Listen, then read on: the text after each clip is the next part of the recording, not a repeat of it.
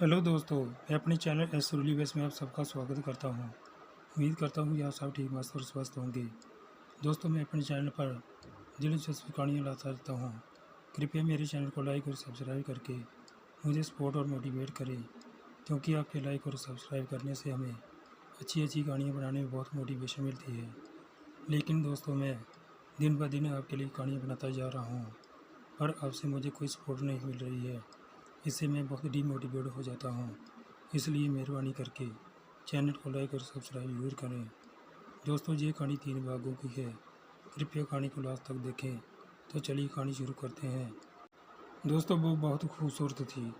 गुलाबी गाल, मखमली वाली काले बाल, कजरारी आँखें, पतली कमर, उस पर नागिन सी लहराती चोटी, मटकती चाल और आँखों में कशिश लिए वो जैसे सब कुछ पा लेने को बेकरार सी थी। वो ऊपर वाले का बनाया हसीन नगमा थी। हाँ, यही नाम था उसका।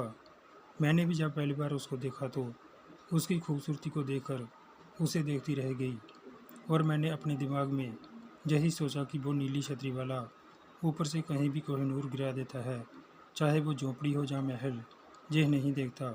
एक गरीब घर में पली बड़ी नगमा को उसके पिता ने अपनी हैसियत के हिसाब से शोहर भी ढूंढ कर दिया था, जिसका नाम खालिद है, और वो एक साइकिल की दुकान में पंचर बनाने का काम करता था।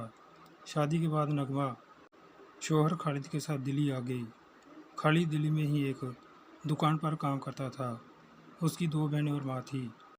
माँ आसपास के घरों में चौका बर्तन किया करती थी, जिससे उनके घर का गुजारा चलता था। कुल मिलाकर वे लोग मेहनत मजदूरी करके अपना पेट पालते थे। किसी के सामने हाथ फैलाकर भीख नहीं मांगते थे, ना ही कोई चोरी चकारी जैसा नीच काम करते थे।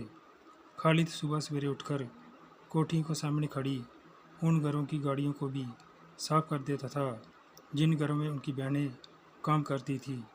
इस बहाने वो ये भी देख लेता था कि बहनें सुरक्षित और नीयत के अच्छे लोगों के घर में ही काम कर रही हैं। नगमा थी तो गरीब घर की, पर उसके ख्वाब सतरंगी थे। खालिद ने एक छोटी सी कोठरी किराए पर ले रखी थी।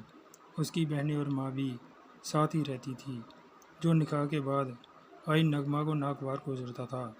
खालिद अपनी औकात के अनुसार नगमा को खुश रखने की कोशिश करता, पर वो नाखुशी रहती थी।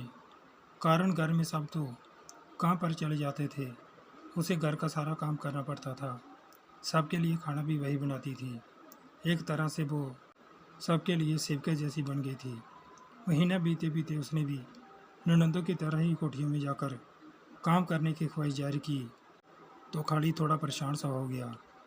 कारण शायद नगमा की खूबसूरती थी या कुछ और। खैर, नगमा के जिद करने पर उसने उसको लोगों के घरों में जाकर काम करने को मंजूरी दे दी। खालिद की बहनें औसत दर्जे की शक्ल सूरत वाली थी, और वो काम भी वही करती थी जहाँ उनकी माँ 1-2 साल पहले काम करके घर के सब लोगों का व्यवहार देख चुकी थी। दोस्तों, ये था कहानी का पहला भाग। दूसरा भाग देखने के लिए कृपया मेरे चैनल एस सुरली बस को लाइक और सब्सक्राइब करके मुझे सपोर्ट और मोटिवेट करें, क्योंकि आपके लाइक और सब्सक्राइब करने से हमें अच्छी अच्छी कहानियाँ बनाने में बहुत मोटिवेशन मिलती है। दोस्तों, पर ऐसा कुछ भी नहीं है, क्योंकि आप सब वीडियो को देखकर चैनल को लाइक और सब्सक्राइब नहीं करते हो।